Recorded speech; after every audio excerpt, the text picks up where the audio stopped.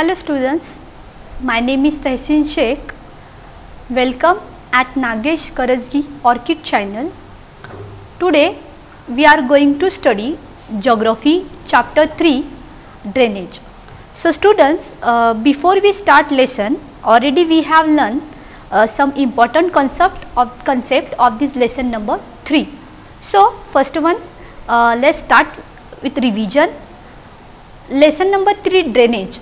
In this point or in this lesson, we are going to study drainage basin, drainage system in India, Himalayan river and Peninsula river.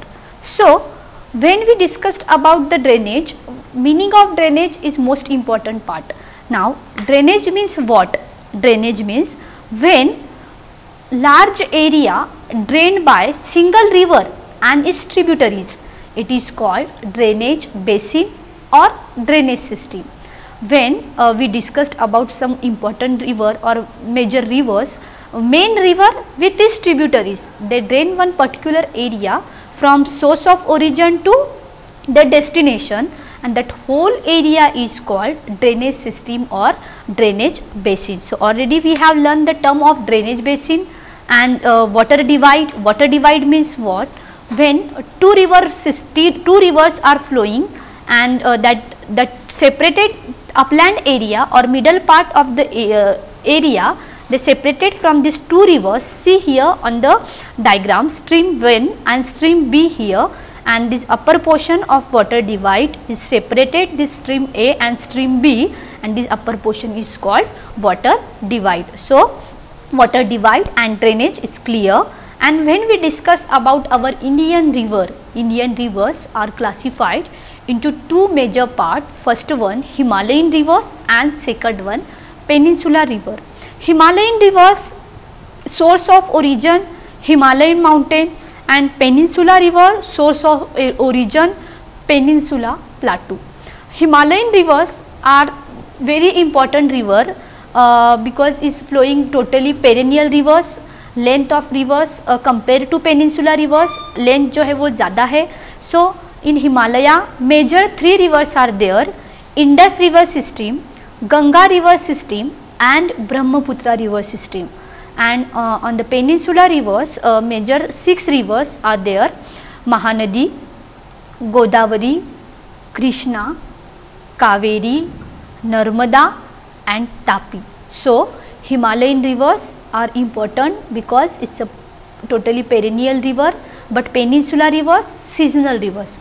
The length of Himalayan rivers are more and Peninsula rivers are short comparing to Himalayan rivers. Himalayan rivers, they having lots of tributaries, but Peninsula rivers compared to Himalayan rivers, they don't have more tributaries. And in the Himalayan rivers, when we discuss about the Himalayan rivers, they form deltas, waterfall, means many landforms on the way, but Peninsula rivers are short, so that's why they not formed landforms on the way. So see, when we discussed about our India or Indian map, major Indian map, some Himalayan rivers are here.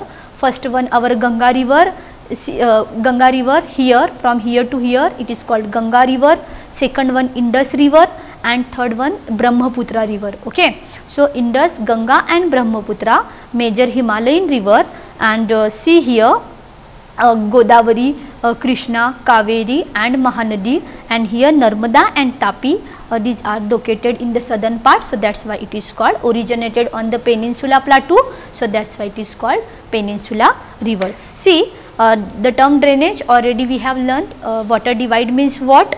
We have learned already the features made by rivers. See, on the upper portion rivers, they form waterfall, tributaries. In the middle course they form marsh, oxbow lake, meanders, and on the lower course rivers are formed deltas, estuaries and river mouth, and lastly river is terminated or discharged in the ocean. So these all the landforms made by single river with its tributaries. Okay, so already we have learned this point also.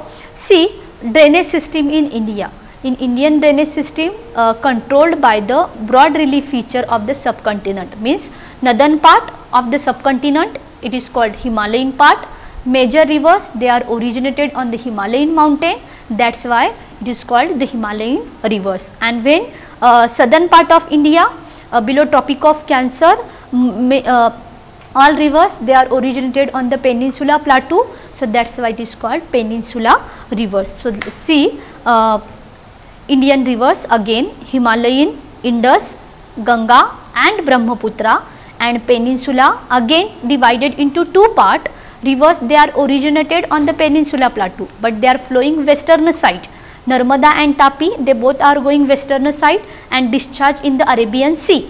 And eastern flowing rivers, they are also originated on the Peninsula Plateau, but they are flowing in the eastern direction and they discharge in the Bay of Bengal. So, Godavari, Krishna, Kaveri and Mahanadi, they are flowing in the eastern side and they are discharged in the Bay of Bengal. And Narmada and Tapi, these two rivers, they are flowing in the western part and discharge in the Arabian Sea. Let us see these all rivers in detail. See the difference between Himalayan river and Peninsula rivers. So, the originated form or Himalayan rivers, they originated in the glacier, but here the Peninsula river, they are originating on the plateau area. So, they are Himalayan rivers source of origin glacier, means continuously water supply. So, these Himalayan rivers, they are perennial, but Peninsula rivers, they are originated in the plateau area, and plateau is rain shadow area. So, that is why these Peninsula rivers, they are not perennial or non-perennial rivers. This Himalayan rivers catchment area is very large, but on the Peninsula river, the river catchment area is very small. In the Himalayan river, the erosion activity and the depositional activity is more, and on the Peninsula river, the low erosion and low deposition activity. Example: Indus, Ganga and Brahmaputra, and on the Peninsula river, Godavari, Krishna and Kaveri are the example of Peninsula river. So, this Indus river already we have learned, but see the short main points. Indus river origin on the Manasarovar in the Tibet, China, and its near about 2% part is under China and 3% part in India, and remaining 95% part in Pakistan. So, Indus river is the longest river in Pakistan. 2900 kilometer total length of Indus river, but 2200 kilometer it is flowing in the Pakistan area, and only 700 kilometer it is flowing in our India, in Jammu and Kashmir and Punjab area. When we see the map, see here main Indus river with its tributaries.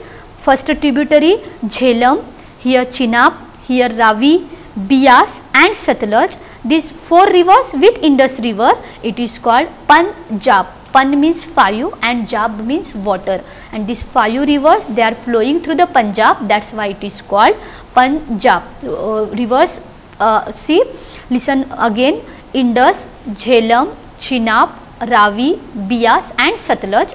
These all rivers main Indus river, and these all are tributaries of this Indus river, and that is why it is called Punjab. And this river, see here near Mithankot, it is entered in Pakistan and discharge in the Arabian Sea. See here, ये देखो यहाँ पे अगर आपको देखोगे तो समझ में आएगा. Origin here in the Tibet, entered Gilgit in in Jammu Kashmir. यहाँ पे अगर आप देखोगे, and here near Mithankot, it's entered in the Pakistan, and it's the longest river in Pakistan. And Harappa and Mohenjo-daro, these two oldest civilization flourished in the Indus River Valley area. Why?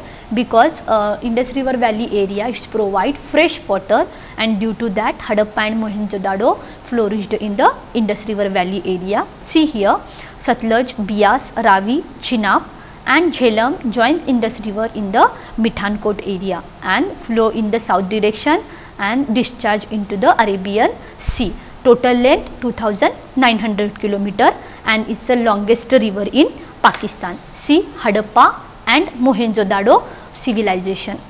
Now second one, Ganga river. When we discussed about the Ganga river, Ganga is the holy river because all the temples of our Hindu Sanskriti, they are located on the Ganga river bank, and Ganga also originated in the Gangotri glacier in the Himalaya. सो जहाँ पे हम गंगा की बात करेंगे, it's the longest river in India because it's fully from origin to source is totally flowing in our India only. So see here Ganga, its origin part. Here two head streams are there, Alaknanda and Bhagirathi, and when that Alaknanda and Bhagirathi confluence, it is called Ganga river. Here second image here, that Alaknanda and Bhagirathi, they both the confluence of Alaknanda and Bhagirathi here, and here the Ganga river started. Here see the Ganga river in the upper portion. अगर आप देखोगे here also in the upper portion it's a glacier part, and Ganga river is reached in the Bay of Bengal. See the drained area of Ganga river in the map.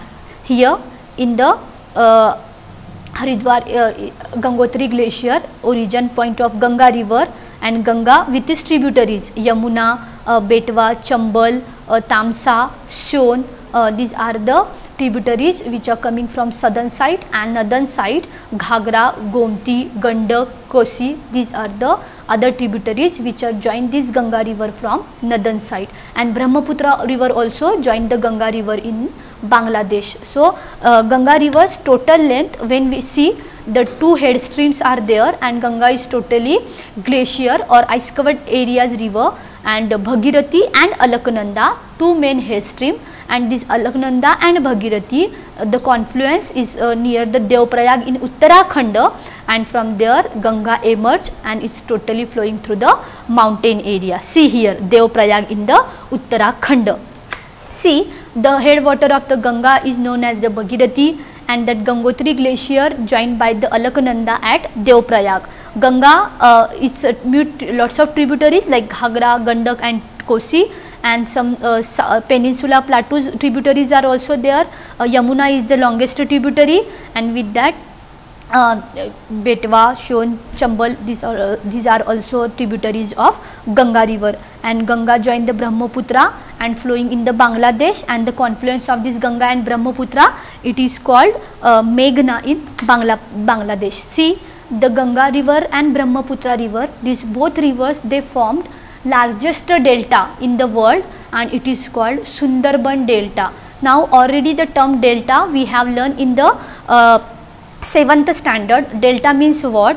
When the river carry lots of deposition and is deposited on the flat area, the reverse channel created on that particular place, and it is called delta, and that delta Ganga and Brahmaputra, these two rivers they form largest delta, and it is called Sundarban delta. And Sundarban delta it's a famous for Sundari trees and famous for white tigers. When we see the PPT here, see white tiger species are found in this Sundarban delta area, and first image Sundarban delta, see the Sundarban delta here with the Sundari trees, and the length of this Ganga river 2500 km, and is totally flowing in our India only. See here the Sundarban delta, Sundari trees, and here white tiger of the Sundarban area. See basic information of Ganga river. Now next largest river, it's a Brahmaputra river. Same Brahmaputra also originated in the Tibet area, see here in the China, and is flowing in the eastern direction, and when it's come here in near Namcha Barwa, it's take U-turn and entered in our India. अगर आप यहाँ देखोगे it's flowing in the Assam and Arunachal Pradesh area, and Assam and Arunachal Pradesh area in our India famous for rainfall. Heavy rainfall is occurred in this Assam and Arunachal Pradesh area, so that's why with glacier and heavy rainfall area Brahmaputra river received lots of water, and see here it's confluence of Ganga and Brahmaputra here, and they form that delta. See it's a source of this Brahmaputra river in the Tibet, near Tibet Mansarovar. It's flowing the eastern direction near Namcha Barwa, it takes U-turn and entered in the Arunachal Pradesh area. Two tributaries are there, Dibang and Lohit, and is formed riverine island, and that riverine island is called Majuri riverine island. See the Brahmaputra here, it takes U-turn and entered in our India. The Brahmaputra river it's a famous for lots of deposition, and they deposited silt and they form the Sundarban delta. See, now next part we will discuss about the peninsula river. So major peninsula rivers, see, eastern flowing and western flowing, Narmada and Tapi, they both are flowing in the western direction. So that's why western river, and Godavari, Krishna, Kaveri and Mahanadi, they are flowing in the eastern direction, that's why it is called eastern river. So first one, these peninsula rivers, Godavari, Mahanadi, Krishna and Kaveri, eastward direction and drain into the Bay of Bengal, and Tapi and Narmada on the western direction, and they form the estuaries, and the drainage basin of peninsula river are comparatively small in the size of the river. See, first one, Narmada river. Narmada river, the origin place of Narmada river in the Indian map in the Madhya Pradesh area,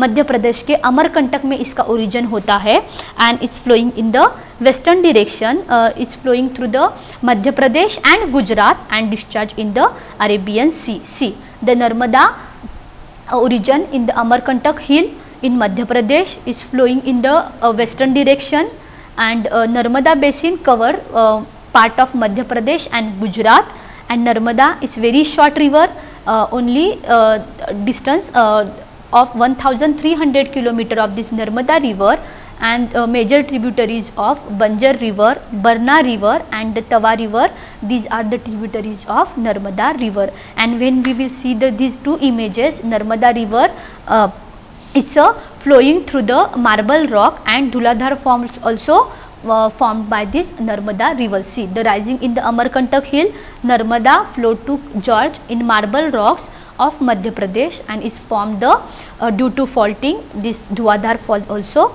here. See, next one, Tapi river. Same Tapi is flowing parallel to the Narmada. When we see here the Narmada and same parallel Tapi also flowing in the same direction. See here, river Tapi length 724 km.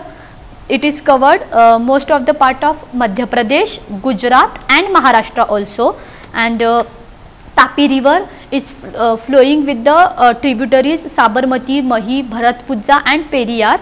These all the main west flowing rivers are there, and Madhya Pradesh Tapi flow through the basin and cover Madhya Pradesh, Gujarat and Maharashtra. See, next one, Godavari. Godavari, it is also called Dakshin Ganga, longest river on Peninsula Plateau. When we discussed about the Godavari river, origin of the Godavari river on the Nasik district, Trambakeshwar, it's a origin place of Godavari river, and it's covered Maharashtra, Madhya Pradesh, Orissa and Andhra Pradesh, and discharge in the Bay of Bengal.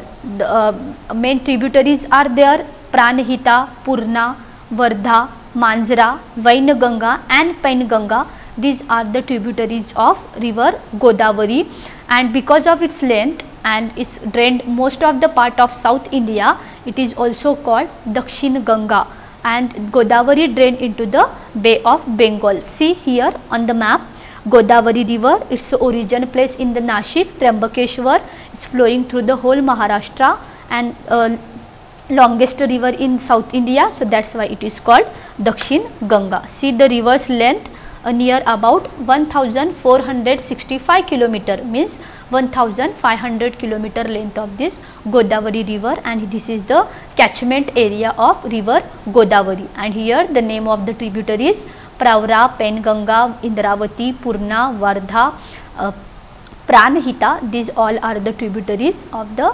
Godavari river. See here in the Maharashtra, 694 km area, 767 km area in Andhra Pradesh, Telangana is covered 653 km area, and in the Andhra Pradesh it's covered 114 km area. So see, next river, Mahanadi river. So Mahanadi river is also originated on the Peninsula Plateau area in the central part, and when we discuss about the Mahanadi, Chhattisgarh and Odisha, these main two states covered by this Mahanadi, and length of the river 858 km, 858 km area drained by Mahanadi. See, Mahanadi is 860 km long and it's originated or rise in the Chhattisgarh area, flow through the Orissa and reach in the Bay of Bengal. And Mahanadi river is shared their area with Maharashtra, Odisha, Jharkhand and Chhattisgarh. So, compared to our Godavari river, Mahanadi is very short, only 860 km, and its origin place in the Chhattisgarh and flowing through the Maharashtra, Orissa, Jharkhand and Chhattisgarh. See on the map here Mahanadi and it's the discharge in the Bay of Bengal. Mahanadi from here to here. Okay. See next one, Krishna river. So Krishna river it's again peninsula river. When we see the map here, Krishna river originated here in the Mahabaleshwar area and is flowing in the totally western direction, eastern direction and discharge in the Bay of Bengal. See length of the Krishna river 1400 km.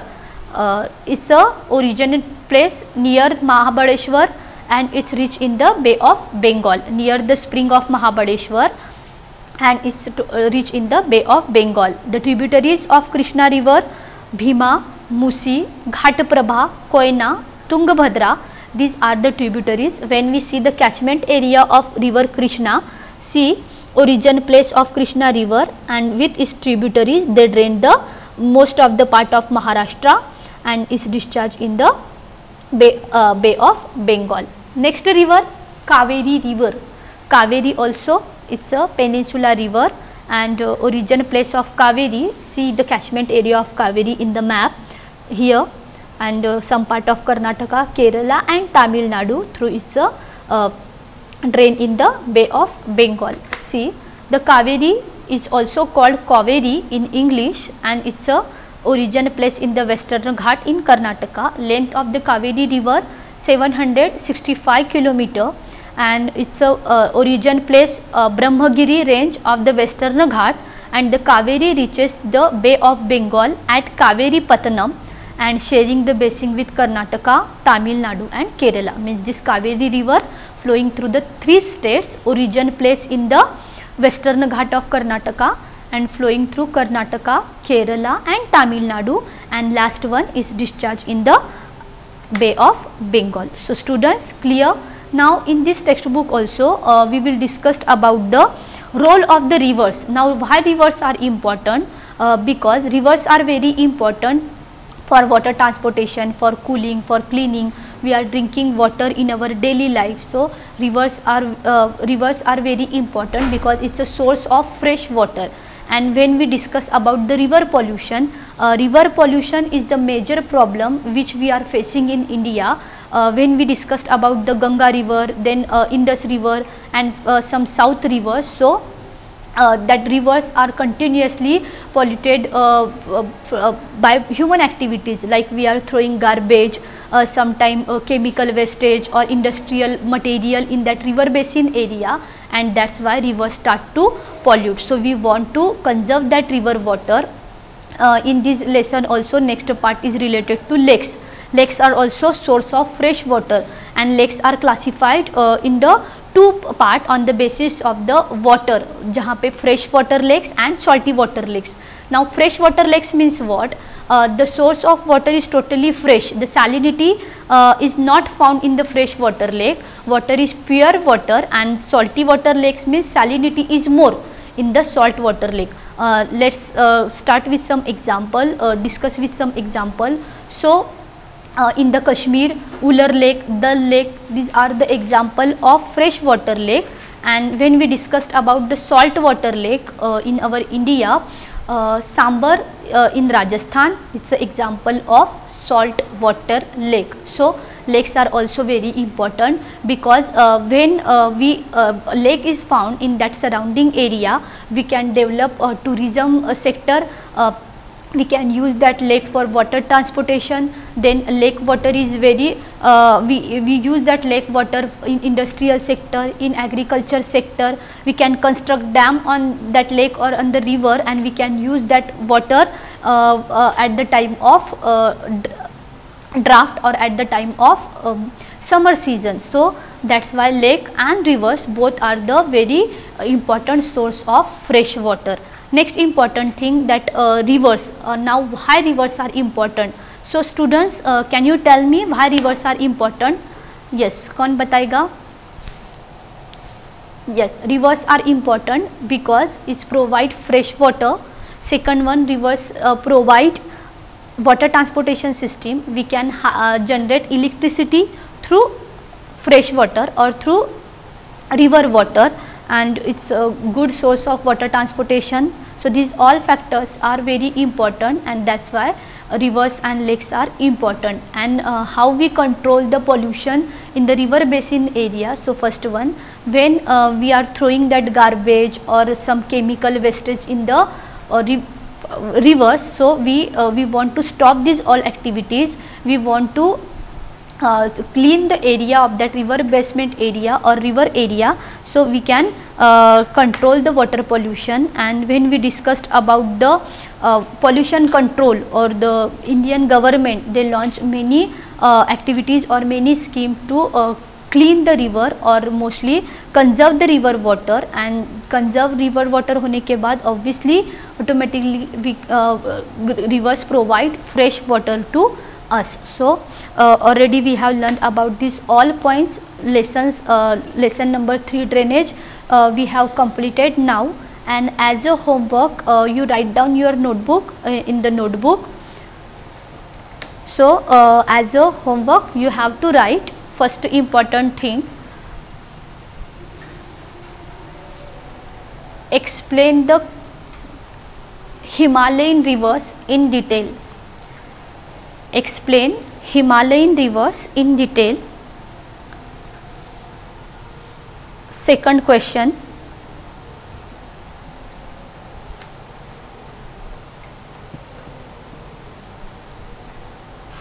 explain the role of rivers in Indian economy. Explain the roles of river in Indian economy. Next question, explain the difference between or distinguish between Himalayan river and Peninsular river. You have to write the difference between Himalayan river and Peninsular rivers. Okay, already we have learned this point here. See the difference between Himalayan river and Peninsular river. You have to explain this point on the basis of size, catchment area, example, and the characteristics of that particular rivers which are originated in the Himalayan or Peninsular river. Next one, write short notes. See, first one, you have to write short notes about the Godavari basin. Second one, Krishna basin. Third one, Kaveri basin. Fourth one, Mahanadi basin. Explain the term in detail. It's a lake.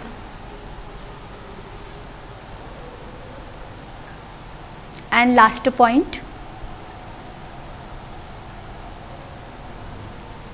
explain in detail river pollution and how to control river pollution. Okay, so lesson number 4 we will discuss in our next lecture. Thank you.